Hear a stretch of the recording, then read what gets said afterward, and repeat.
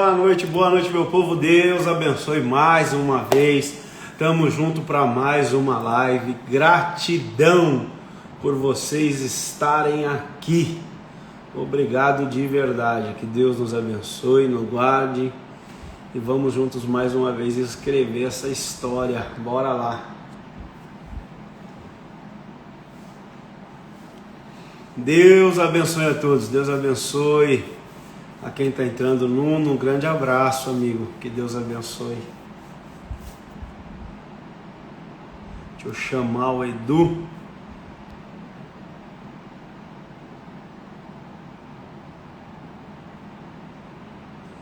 Deus abençoe já. Gratidão a todos por estarem aqui. Deixa eu chamar meu brother Eduardo.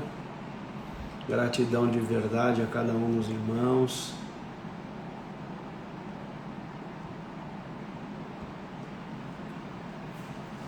Mais um capítulo dessa página escrita, mais um momento junto de vocês, falando da palavra, falando de Bíblia, com muito amor, com muito carinho, colocando a nossa opinião junto de vocês. Que Deus abençoe, gratidão de verdade. Todo o meu amor a vocês. A Adu está entrando já, fico muito feliz pela participação que tenho visto, pelas perguntas que mandaram. Fiquei muito contente. Que Deus nos abençoe, que consigamos responder e sanar as dúvidas junto com vocês, né? Sempre lembrando que a nossa opinião está tudo certo, cada um tem a sua, é baseado na Bíblia, baseado na palavra, naquilo que lemos.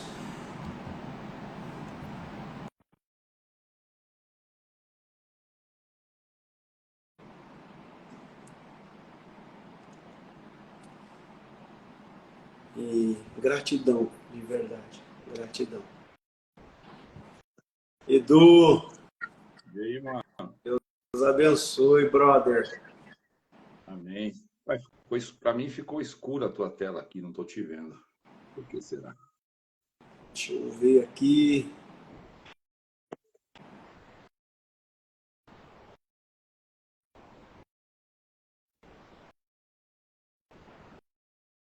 Qualquer coisa sai e você me chama de novo. Espera aí. Nada aí, Edu? Pra mim não. Pergunta pro pessoal.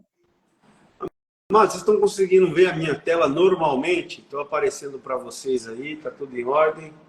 O Edu não está conseguindo me ver. Como é que tá para vocês aí? Respondam aí pro John, por gentileza. Se puder nos ajudar. Aí, ó, o pessoal tá falando que tá conseguindo ver. Então eu vou sair e você me chama de novo, peraí. Tá. Bom, o Edu saiu aqui porque a minha tela para ele não tá conseguindo me ver, tá? Já vou chamar ele agora novamente. Deus abençoe vocês que responderam a respeito de estar normal. Gratidão de verdade. Hoje é um dia muito especial.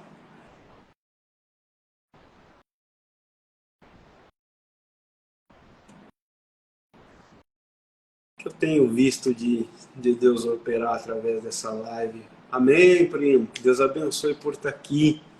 Recebemos um presente, né? Isaac nasceu. Que Deus os abençoe, viu? Filho do Juninho, meu primo, grande amigo. Deus abençoe, viu? De verdade.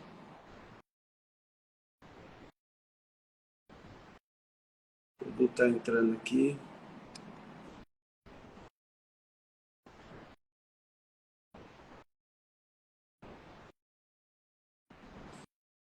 E aí, Edu?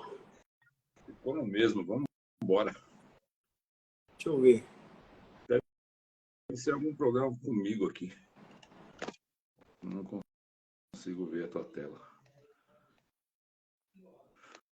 Mas você me ouve bem aí? Não, te ouço bem, Edu. Então vamos embora. Se pro pessoal tá aparecendo, tá normal, vamos embora. Isso aí. Ô, Edu, vamos lá. Que Deus abençoe mais uma vez. Amém, mano? Gratidão por esta oportunidade. Mais uma história sendo contada. Aos irmãos, a gente se Deus assim nos ajudar, mediante o tempo que temos, durante todas as quintas-feiras nós estaremos aqui, nasquelas que a gente puder conseguir, nós estaremos juntos de vocês, fazendo lives, dizendo, ajudando. Deus abençoe, Tchê. Gratidão. Du, mais uma vez, muito obrigado, viu? Deus abençoe por estar junto, irmão. Eu que agradeço sempre. Prazer enorme, satisfação. Vamos ganhar tempo aí que parece que não, a gente entra na live quando já viu, foi, né? Vamos lá. Bom, amados, eu coloquei uma caixinha de perguntas aí para vocês, para que vocês colocassem as suas dúvidas, para que vocês colocassem os seus questionamentos e que juntos nós chegamos a algumas conclusões, né? Vou passar as perguntas ao Du e ele vai nos ajudar respondendo, mediante o conhecimento que Deus deu a ele. A maioria de vocês conhece o Eduardo, um cara que eu respeito, admiro e tem um conhecimento acima do normal. Creio que nós vamos aproveitar isso. Deus os abençoe mais uma vez. Eu vou começar perguntando, Du, e a primeira pergunta é: baseado em Romanos, capítulo 13, verso 1 e 2, que diz que toda autoridade é constituída por Deus, eu te pergunto, qual é a interpretação correta desse texto? Nos ajude aí, Du.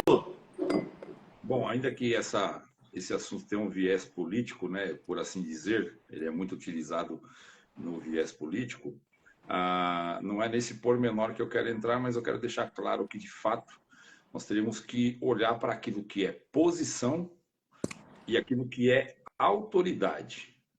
Bom, o rei Dário estava sentado na posição de rei, mas Daniel é quem de fato detinha a autoridade.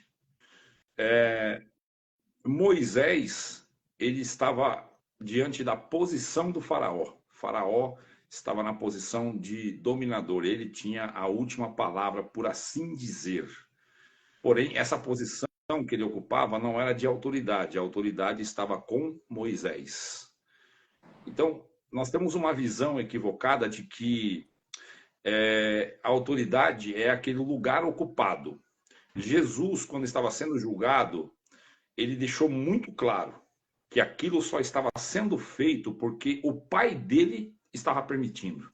Ou seja, a autoridade que a pessoa supunha ter pelas leis governamentais ou pela lei do homem, não necessariamente é autoridade, porque a autoridade é aquela que é concedida por Deus. É isso que o texto quer dizer, que toda autoridade é concedida, é conferida, é dada, ela é cedida e só Deus pode dar isso ao homem.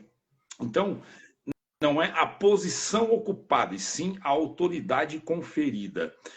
Às vezes um líder, ou líder não, um chefe de uma empresa, parece exercer autoridade, mas quando ele embarca em oprimir um pequeno, por assim dizer, ele pode colidir com a autoridade incutida no coração daquele homem. Então, você veja bem, Paulo esteve em algumas situações onde parecia que a autoridade era do outro, ele esteve sob julgamento, porém a autoridade estava sobre Cristo, sobre ele.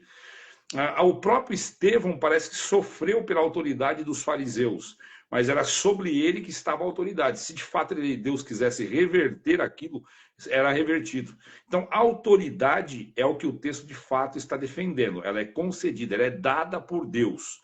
Mas não é o lugar ocupado, e sim a autoridade conferida.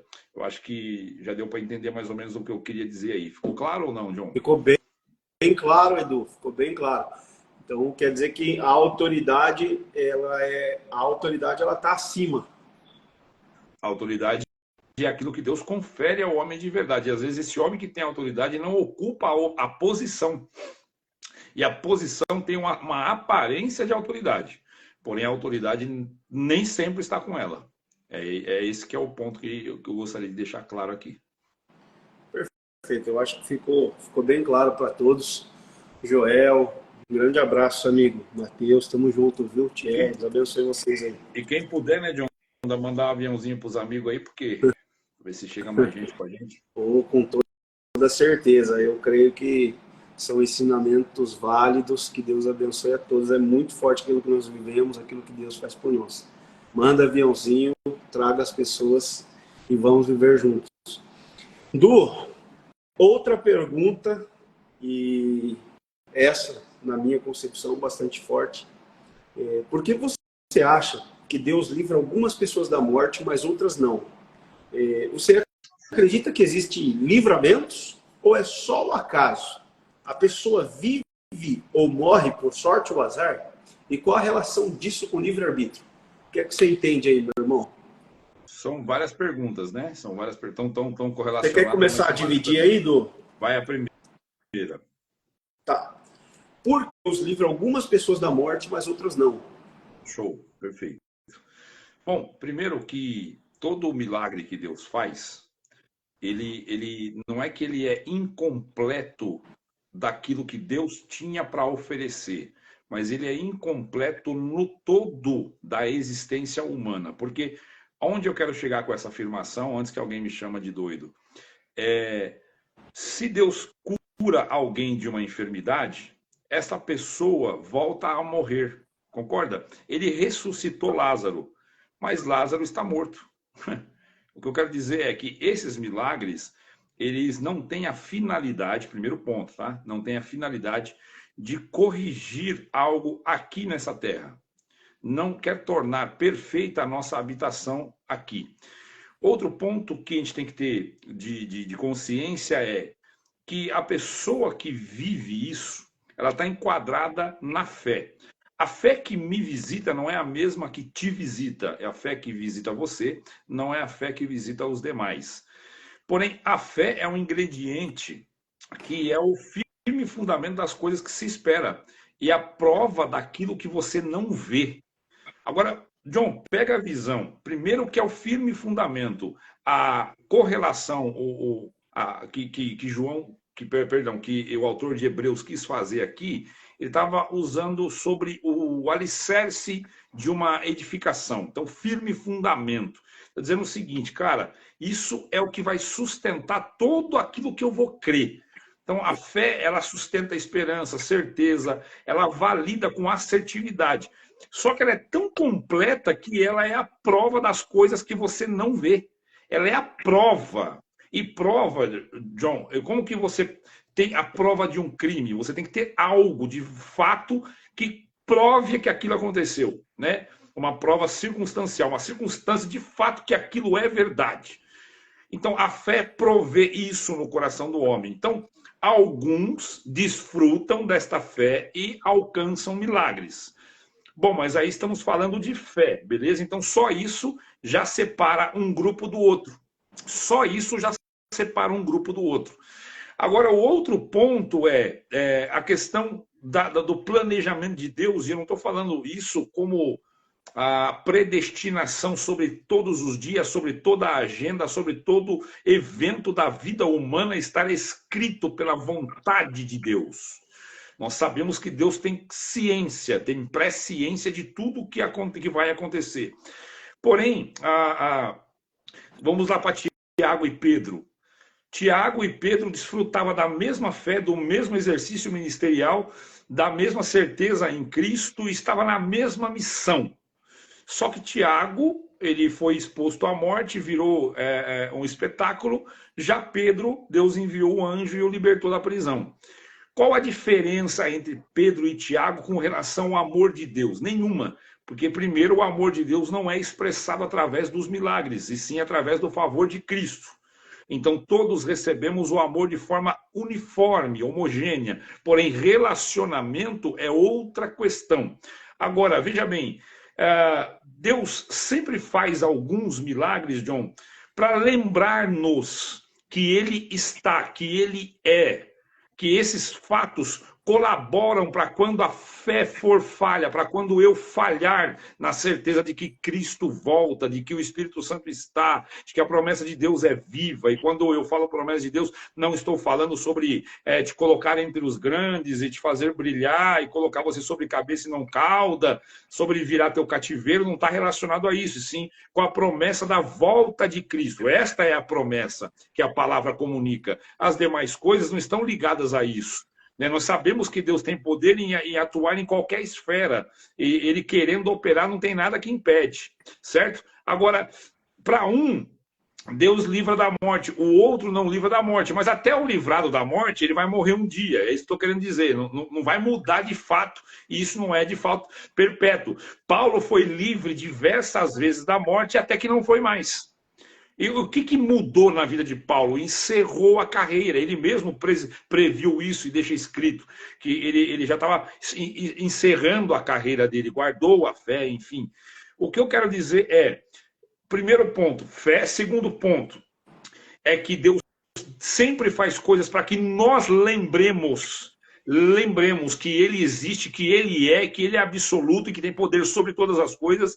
E como nós precisamos, por negligência própria, de esvaziamento do Espírito Santo, devido à minha vida, à tua vida, à nossa vida, não ser ativa como aquele que bebe da fonte diariamente, e eu começo a alimentar o meu eu interior, o meu eu humano, e o ímpeto humano me esvazia de fé. Veja que é isso que Jesus vai dizer quando os apóstolos, os discípulos, não conseguiram expulsar o demônio. E aí ele falou assim, se vocês tivessem fé do tamanho de um grão de mostarda, você mandava um monte para um lado e ele ia. Que dirá mandar um demônio.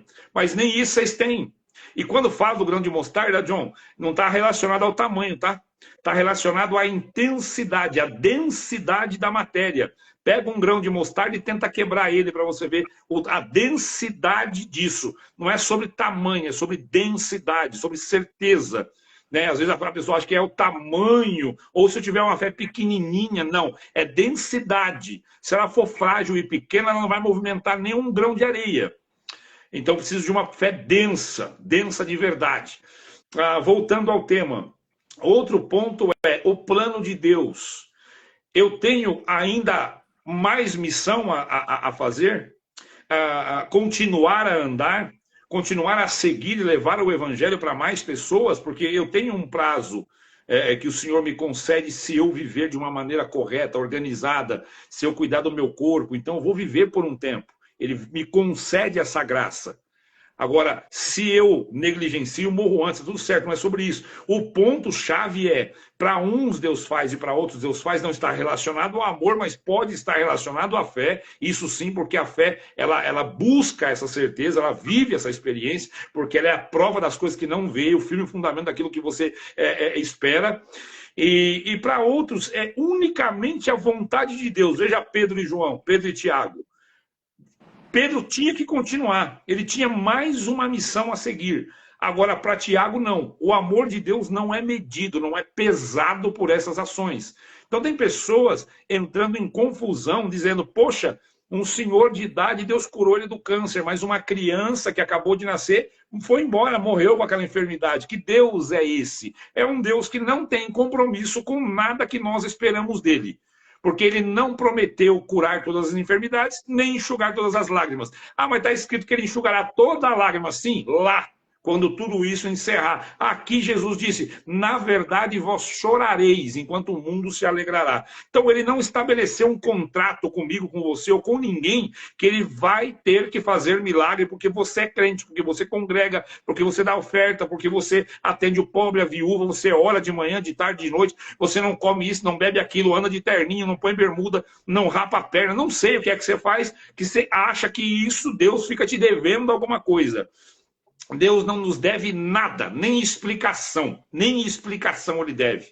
Tanto é que o Joel está aqui, e nós estivemos na casa da irmã dele, Deus fez um milagre lá, com relação à irmã dele que tinha perdido 2 filhos. E o Senhor trouxe esse assunto dos caixão, eu já não lembro mais com detalhe, que há um tempo, Deus me mostrou os caixãozinhos na sala, caixãozinho branco, e ela perguntando, por que, Senhor, o Senhor levou meus filhos? E o Senhor me dizer, eu não te devo satisfação, são meus. Nunca foram teus, certo? Nunca foram teus. E aí o Senhor fez um milagre e deu outro para ela, mas isso era para ela mesmo, para ela criar. O que eu quero dizer é, primeiro, que Deus não deve satisfação, segundo, uns têm fé, outros não têm fé, e a outros Deus tem um plano, e ele faz como ele quiser, porque ele é soberano. Ele não deve nem explicação do porquê uma criança morre e um velho de 80 é curado. Deus não deve explicação para ninguém.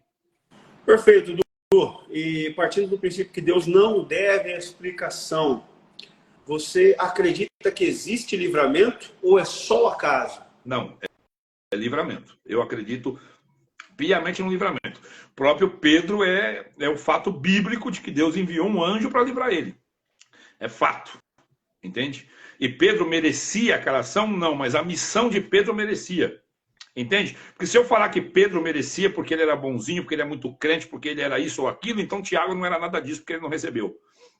Então não é medido pelo que eu mereço ou pelo relacionamento que eu tenho, mas fé pode acontecer em algumas situações. Agora, no caso ali foi livramento e existe livramento mesmo. Mas muita coisa, John, é prevenção nossa, é prudência nossa, é antecipação nossa que vai nos prevenir de passar por situações que nós poderíamos ter evitado. Outro ponto às vezes vai ser livramento, eu já vivi livramento, eu creio que você já viveu e muitos que estão nessa live também devem ter vivido. Então Deus livra também. Tá. E qual a relação disso com o livre-arbítrio, Du?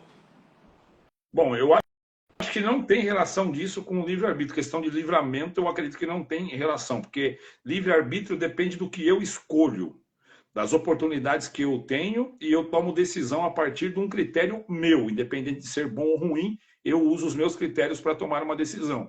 Agora, com relação a livre-arbítrio, o livramento, eu acredito que não tem a ver uma coisa com a outra. Perfeito. Ô, Du, tem bastante pergunta aqui, e eu vou entrar num assunto que mais ou menos correlaciona com isso, e é um assunto que eu tenho visto Deus te usar de forma absurda.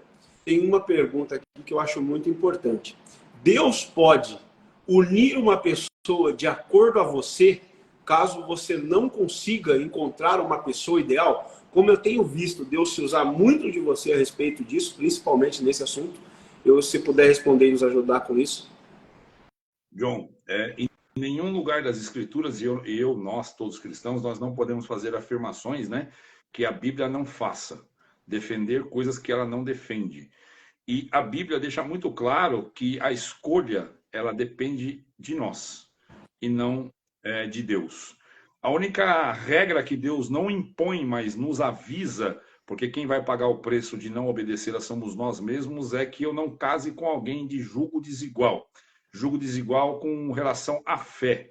Eu tenho fé em Cristo, a pessoa é hindu, é budista, é espírita, é de origem africana, ou qualquer outra linha de credo, ou é ateu, e a gente entra numa relação conjugal. Não vai funcionar. A Bíblia deixa muito claro que isso vai dar um problema muito grande. Se eu posso fazer essa escolha, tem pessoas que estão casadas e já vinham casadas e se convertem, e aí o esposo não é, ou a esposa não é. Então aí há mecanismos dentro da Bíblia que nos vai dar solução para isso, ou não, que a Bíblia até nos dá o alvará com relação a desimpedir o incrédulo, o não crente. A Bíblia deixa essa liberdade para aquele que casou antes de se converter, depois se converte, o cônjuge não se converte e insiste em não converter e diz, essa iniciativa tem que vir do cônjuge não crente, certo? Que fique bem claro, não é o cristão que decide. O cristão decide por ficar. E o cônjuge não crente pode dizer, olha, eu decido sair dessa relação porque quando eu casei com você, você não era cristão, não era cristã, e agora eu não aceito essa nova versão de você, eu quero ir embora. Então a Bíblia diz que é para mim liberá-la, é para liberar, está escrito isso daí. Não, Deus não vai escolher alguém para mim. Primeiro, eu me torno alguém que atrai pessoas que estão com o mesmo alinhamento de propósito, John. Porque, de fato, se eu sou uma personalidade abstrata, que ninguém sabe de fato quem eu sou, a minha identidade não é clara, então eu começo a atrair coisas que não vai fazer sentido. Não sei se você entende. Eu sou cristão, mas não sou bem cristão. Tem coisas que eu relaxo, que eu aceito, que eu tolero, que eu pratico. E isso não necessariamente declara que eu sou cristão. Parece que eu sou um cristão mais ou menos. Então, eu estou dizendo sobre a vida cristã. Agora, com relação às minhas ações, você pode ver, tem pessoa que casa e sempre que casa e divorcia e casa de novo, acaba entrando no mesmo problema do relacionamento anterior. Acontece muito, não estou dizendo que é regra, mas acontece muito. E aí existe o problema daquilo que eu estou atraindo, porque é aquilo que eu comunico, né? Teve uma irmã que perguntou aqui que ela é evangélica, o esposo é católico. Bom, O catolicismo ainda é um pouco menos difícil, porque se trata de fé em Cristo. Independente das distorções heréticas, se trata de uma fé em Cristo. O problema é quando se fosse o ateísmo puro ou outros deuses, outras religiões. Aí ficaria mais difícil ainda. Agora, se já está casada e se converte, o esposo é católico, você pode entrar naquilo que Pedro disse, que a tua beleza, o teu ornamento, aonde você concentra a força, não é na estética e no exterior, não precisa relaxar também, mas concentra a força no interior para converter ele, é o que Pedro deixa claro lá nas cartas. Bom, John, Deus não vai escolher ninguém para ninguém, irmão. Essa é responsabilidade de cada indivíduo. Perfeito, Du. Acho que foi muito claro, bem respondido. A próxima dúvida que está aqui, que já foi nos enviada, é o que seria o falso profeta?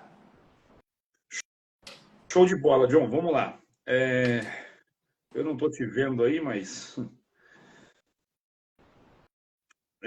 veja bem, primeiro, se você for lá em Mateus, você vai encontrar uma afirmação, Mateus 7, uma afirmação dizendo o seguinte: cuidado com os falsos profetas, eles vêm com você com pele de ovelha, mas por dentro são lobos devoradores. Vocês os conhecerão por seus frutos.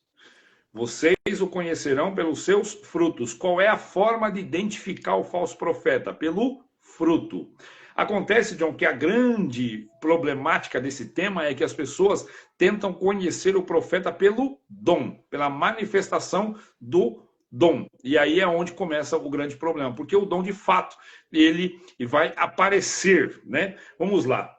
Deixa eu puxar mais um versículo aqui, que é importante. Eu só quero achar. Eu não deixei separado aqui.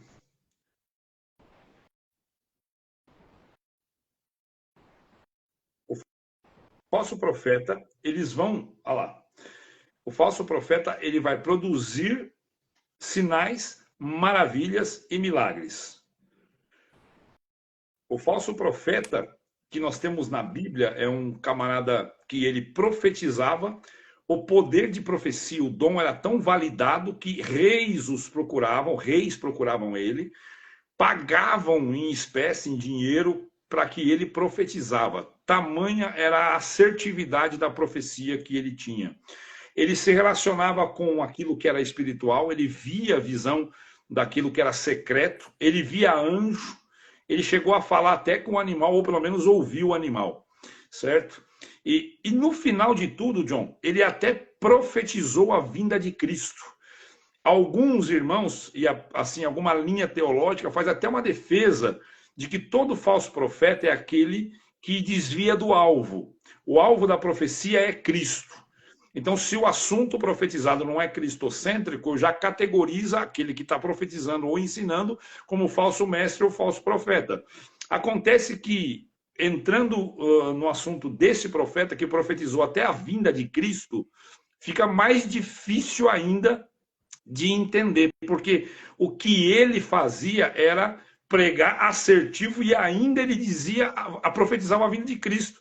Então, olha bem, quando ele profetizava ensinando ou anunciando, ele apontava a Cristo. E quando ele profetizava visões, revelações e profecias para o tempo atual que ele viveu, ele acertava. Era zero erro. E aí, como é que esse cara, a Bíblia chama ele de falso profeta? Bom, quem que é esse cara? É Balaão. Balaão, ele era considerado um falso profeta. Tamanho poder tinha na boca de Balaão que Deus o impediu, né? Deus, de alguma maneira, impediu que ele profetizasse. Né? Balaque contratou, pagou, porém o povo passando por aquele território, que era aquele estreito que tinha que passar ali, e ele não pôde profetizar. Deus bloqueou, travou a boca dele, e no final das contas colocou um anjo com uma espada nua e ia decapitar ele, se o animal não avisasse. Então ele teve a última chance, Deus concedeu que a jumenta falasse de alguma forma, para que ele tivesse a última chance e voltasse, recuasse. Porque havia benção sobre o povo de Deus. E aí a palavra que não pode amaldiçoar aquilo que Deus abençoa, você veja que não é assim, eu amaldiçoo, mas não pega. A verdade é que Deus impediu que ele abrisse a boca e profetizasse maldição. porque de alguma forma a boca de Balaão era ungida para essa finalidade. O que estava nele era uma ferramenta verídica. Então, o falso profeta não é aquele que erra na profecia. Você trabalha sei lá, faxineiro, ele te chama de caminhoneiro. Você é chapeiro, ele te chama de carteiro. Não tem a ver com isso, né? Ou profetiza que você vai ganhar alguma coisa e você não ganha nada, né? A esses aí, você vai encontrar em Deuteronômio falando que a esses você não deve nem temer. Não é que ele é verdadeiro ou falso, está dizendo que você não deve nem temê-lo.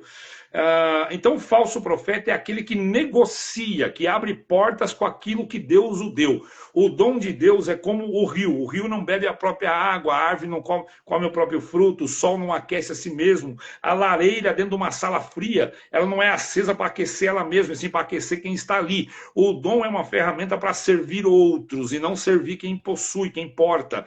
Mas a distorção disto é eu usar a meu favor, eu abrir portas a meu favor com relação ao que está em mim. Então eu sou privilegiado porque as pessoas me convidam, as pessoas abrem as portas, eu recebo por isso, as pessoas doam coisas para mim e eu vou usando disso. Só que isso não é real, porque o que está em mim não é para mim, é para outro.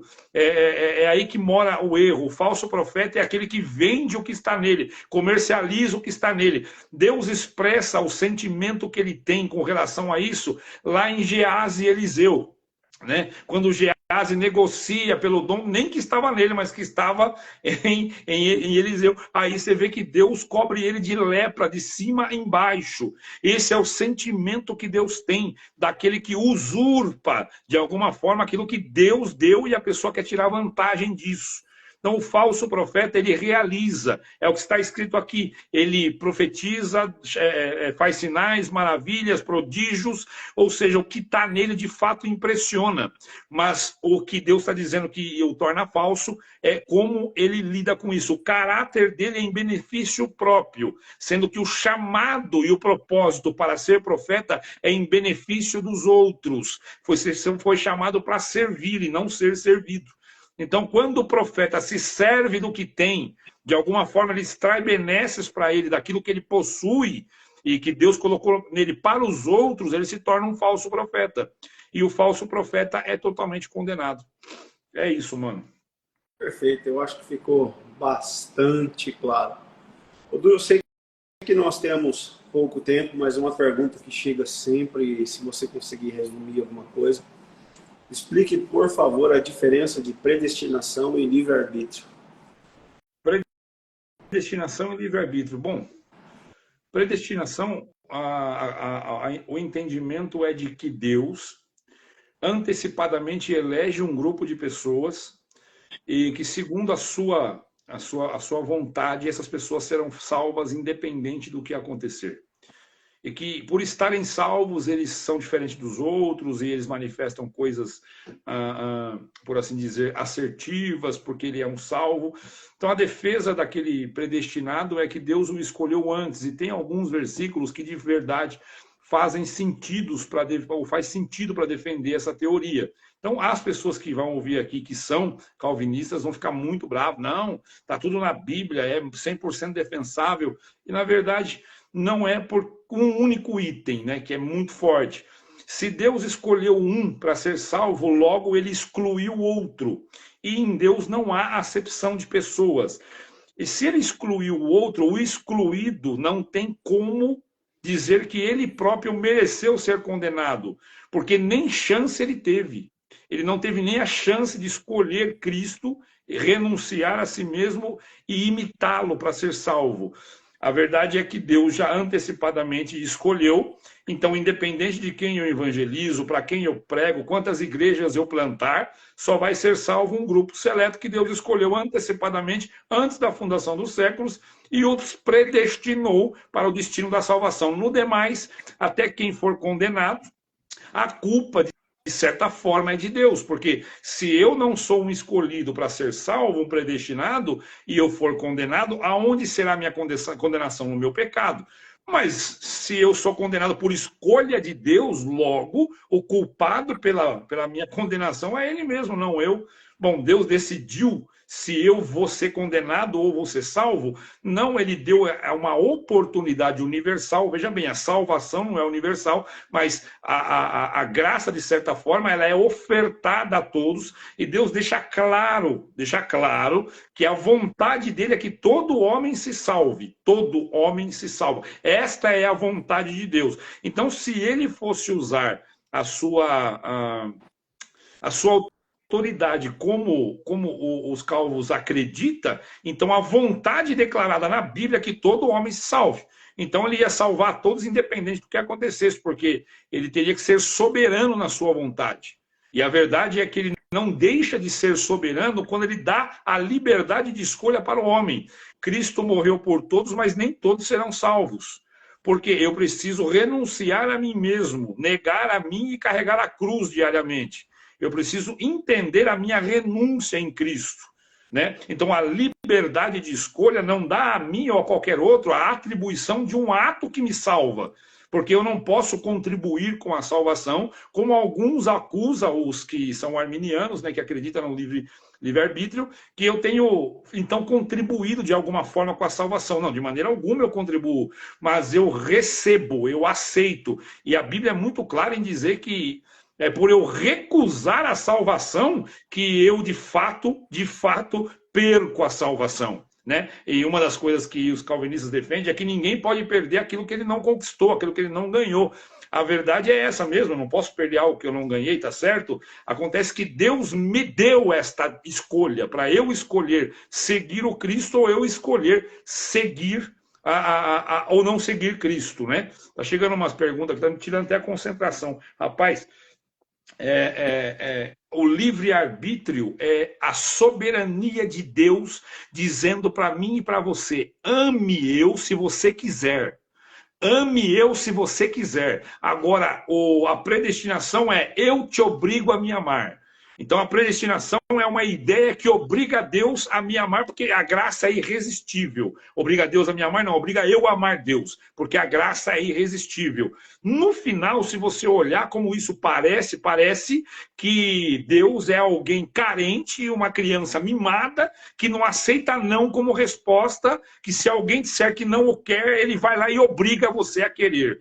Então, um predestinado pode fazer o que quiser, segundo a teologia deles, a forma deles acreditarem, que no final Deus vai te esmagar e vai te colocar, vai vir por amor, vai vir pela dor, porque a graça é irresistível, o homem não pode resistir. Acontece que este atributo da graça, que é invencionado pelos calvinistas, Deus não colocou este item na graça, não transformou ela em irresistível, transformou ela numa oferta. Oferta que você aceita entendendo a tua condição de caído, que em você não há condições de ser salvo, mas no Cristo há. Então eu aceito a minha condição de incapaz de se salvar e merecedor de condenação. E recebo o sacrifício de joelho e grato absolutamente, porque ele subiu na cruz no meu lugar, pagou o preço que eu não posso pagar daquilo que eu devia para Cristo, devia para o Senhor. Então ele paga o débito para Deus e compra a salvação para mim. É o tetelestai, né? Que ele cumpriu a missão, recebe o selo. Ele pagou a dívida, quitação. Comprou a herança, recebe o certificado e a escritura, que é no tetelestai, lá no está consumado. Então, a graça do Filho de Deus é uma oferta universal, mas os homens aceitam se quiser, se crer. Se não crer, você tem liberdade de escolher outra coisa e receber a recompensa da tua escolha. Então, a soberania de Deus, ela olha para mim, para você, John, e para todos os homens e diz: você é que escolhe se quer me amar ou não. Se você quiser, eu vou te dar recurso suficiente. Recursos não faltarão. É isso, mano. E como não falta, né? E como não falta. Só que aí, John, tem um detalhinho que é as pessoas... acho que você não trouxe essa pergunta, não vou nem entrar nela então, mas é as pessoas querendo ser santos, desejando fazer por merecer o céu. E aí eu preciso martirizar minha carne, humilhá-la e sacrificá-la, que em detrimento dela a minha alma será livre, né?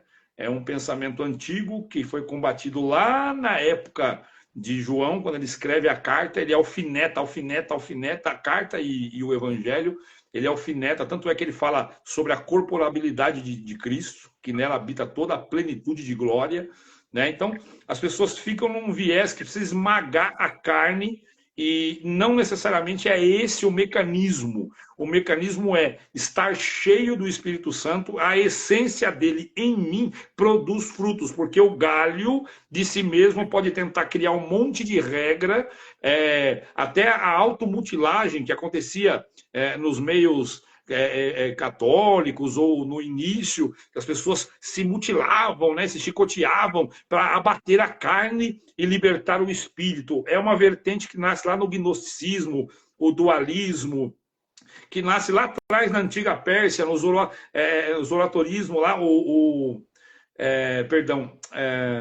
filósofo grego Platão, né, que vai nascer, é uma ideia platônica, né, de dualismo. Então, hoje tem gente vivendo isso até agora, achando que se ele sacrificar, esmagar a carne, a alma dele vai ser salva, tendo que, na verdade, Deus já proveu o recurso. Você esvazia-se de si, enche do Cristo, cheio do Espírito Santo, e aí você começa a produzir frutos. E ele deixou muito claro, o galho não pode produzir, o galho não pode produzir. E aí a gente, como galho, querendo produzir, e é por isso que não dá certo. Mas eu acho que é isso, irmão. A live já ficou extensa demais. Só para a gente encerrar aqui. Você acha, então, que aquela crença de que você vai pagar um preço, Deus vai colocar uma enfermidade para te salvar, ela parte desse princípio aí? Também, John. Também. É uma heresia acreditar que uma enfermidade pode me purificar, né? Porque a única coisa que pode purificar o homem é o sangue de Cristo. E ele não depende de de algumas outras ferramentas e artifícios, né? Ah, então passa o cara na moenda e ele santifica. Não tem nada a ver. Porque o que de fato purifica o homem é o sangue de Cristo. Ele não necessita, não carece de ajuda.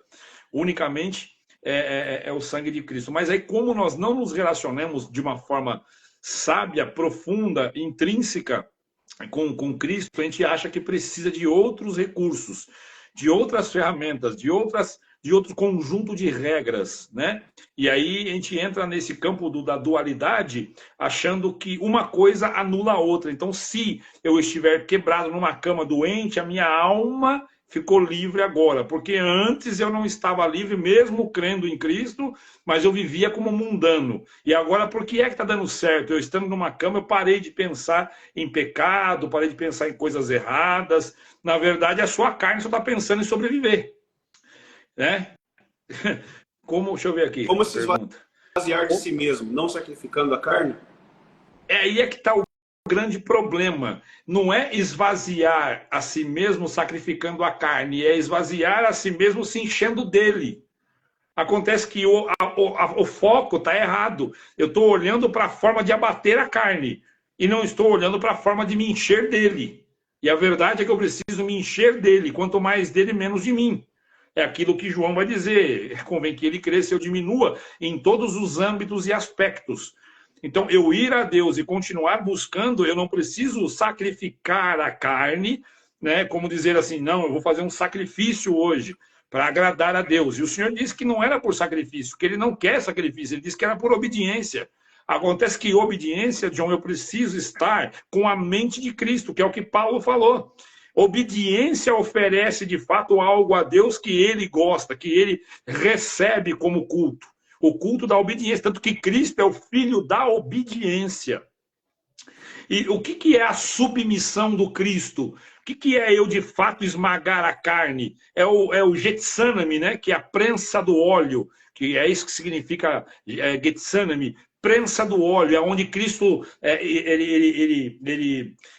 soa, né? Transpira o próprio sangue. O que é o homem ser um homem ungido, John? De fato, é aquele que entra na prensa do Cristo, ou seja, aquele que renuncia a si mesmo e vai se enchendo do Senhor nas orações, na busca, de fato, orações genuínas, que não são essas que nós aprendemos, que é pedir, pedir, pedir, pedir, pedir, e não é se relacionar. Ou vai a Deus porque quer dom, ou vai a Deus porque quer ministério, ou vai a Deus porque quer carro, porque quer cura, sempre querendo algo para si mesmo. Nunca é ir a Deus por causa dele e para ele. É sempre indo a Deus por causa de alguma coisa. Então Deus sempre está na vida da grande maioria dos cristãos como um meio para um fim, e não um fim absoluto para todas as coisas, como está escrito que todas as coisas se congregarão em Cristo novamente.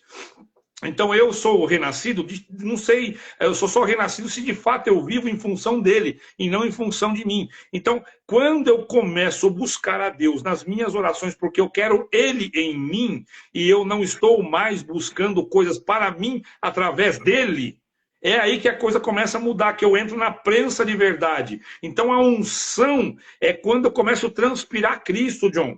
Quando eu começo na prensa do azeite, na prensa do óleo, eu começo a transpirar Cristo. Por isso a Bíblia vai dizer que agora nós temos o perfume de Cristo. Não sei se você já pegou essa visão. O perfume de Cristo vem por eu estar cheio dele, entrar na prensa, que é onde eu de fato me nego, renuncio a mim mesmo, e eu vou transpirar Cristo. Então é ali que eu de fato vivi a unção. Esse cara tem a unção de Deus. A unção não é o óleo que nego passa na testa para ter ministério. Não é isso que é unção. Ter unção de fato, até pronto que Cristo assopra o Espírito Santo na cabeça, né, dos apóstolos, eles recebem a unção ali. Isso é unção. Então, não é negar a si mesmo por força própria, é encher-se dele para que a natureza dele esmague a minha. É aí que vai funcionar o mecanismo da prensa. Agora, eu tentar por força própria, ele falou com todas as letras possíveis, o galho de si mesmo não pode dar fruto. E aí o crente começa a querer se santificar por força das suas regras. Ah, eu não vou mais assistir, eu não vou mais me distrair, eu não vou tomar aquilo, eu não vou falar mais tais palavras, eu não vou agir em irritação, em ira, não vou alterar a minha voz, como se você pudesse dar fruto. E aí você espera que isso é fruto aceitável. Ah, eu passei o dia inteiro sem falar nenhum palavrão no trânsito. Tomei fechado e falei glória a Deus. Beleza. E o esforço que você fez? Foi natural? Você tinha esse recurso dentro de si? Na prensa do óleo que transpirou em você, foi o Espírito Santo ou foi você tentando como um galhozinho dar um fruto? Esse fruto não salva, esse fruto não é do salvo.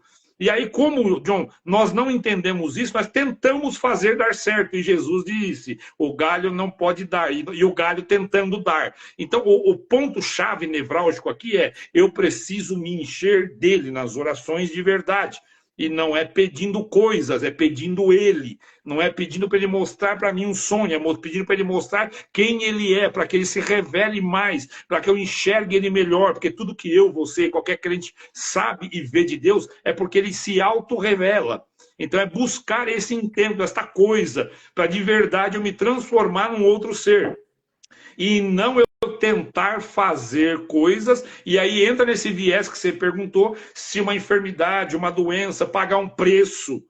E não é pagar preço, queridos, nós não podemos pagar preço, porque a única coisa que pagou o preço do dom, da graça, da misericórdia, do perdão, é o sangue de Cristo. Para eu ter moeda equivalente, para pagar dom, para pagar misericórdia, para pagar a operação de Deus na minha vida, eu tenho que ter uma moeda equivalente ao valor do sangue de Deus, de Cristo, perdão, ao sangue de Cristo. Se você que está me assistindo tem alguma moeda equivalente, beleza, você é um concorrente para a obra de Cristo, você está apto a pagar alguma coisa, mas você não tem nada aí que é equivalente ao sangue de Cristo, então esquece, você não está pagando preço de nada, porque você não pode pagar esse preço, porque você não tem esse recurso. Então esse é o ponto, enfermidade, doença, provação, dificuldade, acidente, ficou paralítico, nada disso coloca eu, de alguma forma, em purificação ou em santificação. Perfeito, Edu. Que Deus abençoe de verdade. Agora eu gostaria que você falasse um pouco daquilo que Deus tem feito. Eu tenho visto o operar de Deus, o trabalhar de Deus no seu projeto, naquilo que Deus tem te dado a respeito da restauração. Aos irmãos que estão aqui, são 54 agora na live, Eu queria que você explicasse um pouco o que é e como foi a restauração para esse povo aqui. Bom, eu vou explicar, John, e vou pedir para você, se você assim puder, não sei se você Claro. consegue, colocar o arroba do Restauração aqui fixado, não sei se você sabe fazer isso, se não souber, não tem problema não. Se alguém souber como faz, explica pro John, porque eu também não sei, estou falando porque eu não sei. Mas eu sei que tem como deixar fixado o arroba. É um perfil na internet que é nosso, o John falou que o projeto é meu, mas o projeto é nosso. Nós estamos trabalhando juntos nessa missão. E o que é a restauração? Bom, o evangelho, queridos, ele não funciona se eu não conseguir ministrar dentro da minha casa. Eu posso ser ministro do evangelho para uma igreja de 1.000 membros, posso estar aqui na internet pregando para 100 mil, para 200 mil, para 1 milhão. Só que se eu não for ministro do meu lar, eu falhei na missão. Bom, entendendo isso e entendendo como a religiosidade, como a falta de conteúdo, de recursos, levou as pessoas a entrarem por divórcio um atrás do outro. No ano da pandemia, o Brasil registrou mais de 360 ou 380, salvo engano, alguém me corrige, dá um Google aí, 1.000 divórcios. Veja bem, e isso teve uma fatia disso que foi no meio cristão, inclusive no meio da igreja que nós congregamos. Inclusive, o próprio irmão Luiz Carlos, da presidência da CCB, esses dias tem um vídeo rodando, um recorte, onde ele diz isso, que está demais os divórcios até no meio cristão, que nós deveríamos ser os defensores, os baluartes que protegem a instituição, né, do casamento, e não é o que está acontecendo. Então, o Senhor despertou nós para fazer um projeto, desenvolver um projeto, que é um treinamento de 4 horas presencial, né? Presencial que já aconteceu algumas vezes. Tem irmãos aqui que participaram.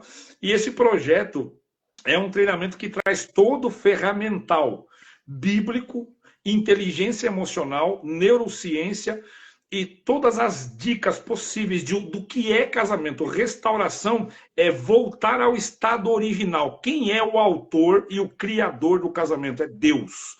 Deus instituiu o casamento. Tanto é que a própria figuração da igreja com Cristo é um casamento, é uma aliança. Então a ideia de aliança, de fato, ela é divina, é uma instituição de Deus. E aí nós voltamos ao modelo original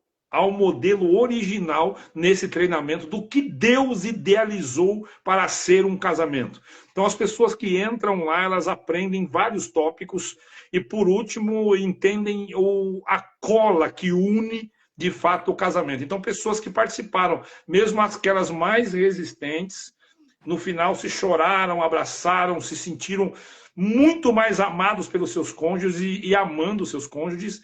E esse treinamento não é unicamente para quem está em crise, John. Porque o casamento, além de ser imprevisível em algumas áreas, nós não recebemos instrução para casar, a gente casamos às cegas e vamos tentando fazer dar certo. Quantos casamentos acabaram por tentar fazer dar certo? E dos dois lados as pessoas dizendo, eu fiz de tudo por ele, eu fiz de tudo por ela. Mas não conseguiu, de fato, segurar o relacionamento.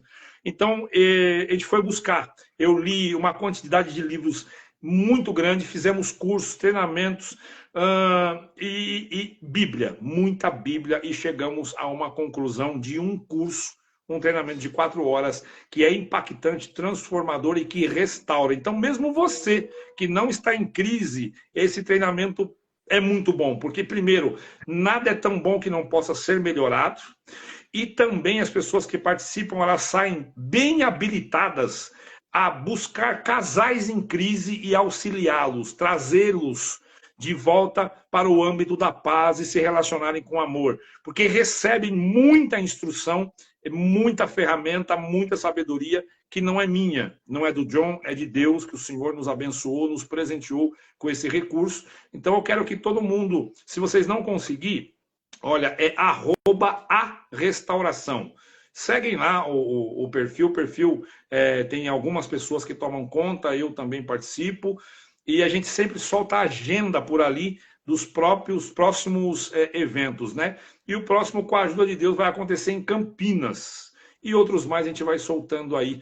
e eu gostaria que vocês participassem. Quem participa, além de ser muito abraçado, muito bem recebido, muito bem acolhido, no final sai cheio de ferramentas para ajudar pessoas, ajudar a si mesmo, instruir os filhos e continuar essa grande maravilha que é um casamento, que é um convite para o homem e para a mulher, para engolir o próprio ego e refinar o caráter e aprender de fato o que é amor.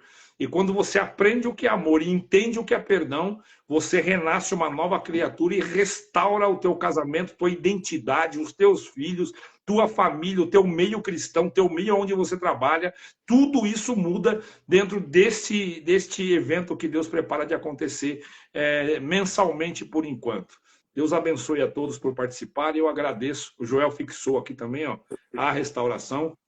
Entrem aí, @arrestauração e seguem lá o perfil. Ainda é pequeno, precisa de ajuda de muita gente para poder chegar a mais lugares. Joel Salles, participou a primeira vez, depois foi como staff. É staff, ele e a esposa dele oficial do evento. Sempre que for possível, ele vai estar junto.